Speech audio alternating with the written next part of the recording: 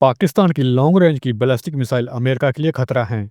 ऐसा मैं नहीं, खुद अमेरिका की इंटेलिजेंस एजेंसियां बोल रही हैं। यूएस इंटेलिजेंस एजेंसी की चीफ तुलसी गबार्ड का कहना है, जिस तरह से पाकिस्तान लॉन्ग रेंज की मिसाइल डेवलप कर रहा है, यहाँ ऐसा हो ही नहीं सकता कि पाकिस्तान ऐसी मिसाइल पर काम ना करे जो अमेरिका तक पहुंच सके। यूएस की टॉप इंटेलिजेंस ऑफिशियल्स का मानना है, नॉर्थ कोरिया के पास ऑलरेडी ही ऐसी इंटरकॉन्टिनेंटल बैलिस्टिक मिसाइल्स हैं जो अमेरिका तक पहुंच सकती हैं, और वो लगातार इनको बढ़ाने में लगा हुआ है।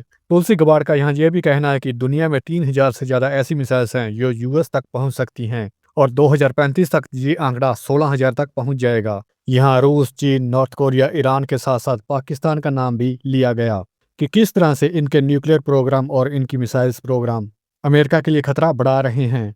असल में बात यह है दोस्तों, अमेरिका अब से नहीं कई सालों से बोल रहा है कि पाकिस्तान के नए मिसाइल प्रोग्राम यूएस के लिए खतरा हैं। अभी कुछ महीने पहले ही पाकिस्तान यूएस को ब्लैकमेल करके इसलिए पैसे मांग रहा था कि पाकिस्तान के पास इतना बजट नहीं कि वो अपने न्यूक्लियर आर्सेनल्स को मैनेज कर सके। ऐसा नहीं कि आपने न्यूक्लियर बम बना लिया और खेल खत्म। समय समय पर इन न्यूक्लियर वेपन्स को मैनेज करना पड़ता है। इनके रख रखाव में काफी मोटा खर्चा आता है। समय समय पर इसमें यूज होने वाले यूरेनियम को शुद्ध रखना पड़ता है, और इसी शुद्धिकरण में इनमें से निकले वेस्ट को भी आप ऐसे ही कहीं भी नहीं फेंक सकते। पिछले साल ही पाकिस्तान में 27वां संशोधन किया गया, जिसके तहत पाकिस्तान के पूरे न्यूक्लियर आर्सेनल एक ही व्यक्ति के हाथ में आ गए, यानी कि वहां के आर्मी चीफ के हाथ में। आसिम मुनीर, जो कि इस समय पाकिस्तान का फील्ड मार्शल भी है। इस संशोधन के बाद Asim Munir national strategic command का हेड भी बन गया था। इस समय पाकिस्तान के पूरे न्यूक्लियर हथियार आसिम मुनीर के हाथ में हैं। यहाँ पर पाकिस्तान के पास 170 के करीब न्यूक्लियर टैक्टिक और स्ट्रेटजिक न्यूक्लियर हथियार बताए जा रहे हैं।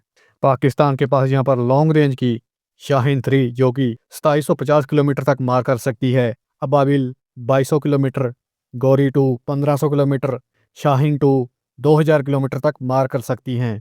यहाँ पर पाकिस्तान के पास ऑलरेडी ही ऐसी मिसाइल्स हैं जो इसराइल तक मार कर सकती हैं। फिर आखिर उसे इससे ज्यादा लंबी दूरी की मिसाइल्स क्यों चाहिए? क्या पाकिस्तान अब यूरोप और अमेरिका तक अपनी न्यूक्लियर डेटरेंस को बढ़ाना चाहता है?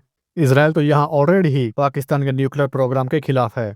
यहाँ किसी भी मुस्लिम देश के पास न्यूक्लियर हथियार मतलब सबसे पहला खतरा इसराइल को होगा।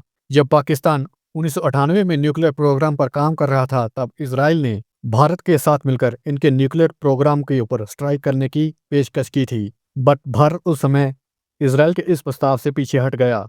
शायद उस समय भारत के सामने कई डिप्लोमेटिक प्रेशर होंगे।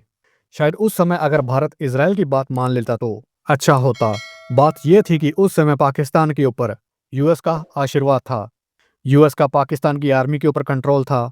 आर्मी के ऊपर कंट्रोल मतलब पाकिस्तान के न्यूक्लियर के ऊपर कंट्रोल। यूएस यहाँ जानबूझकर पाकिस्तान को भारत के विरुद्ध खड़ा करना चाहता था। बट गेम तो तब पलट गया जब चाइना ने पाकिस्तान में एंट्री मारी। फिर यूएस को लगने लगा ये तो गड़बड़ हो गई। यहाँ तो चाइना अब भारत और यूएस दोनों के खिलाफ पाकिस्तान के न्यूक्लियर का यूज कर सकता है।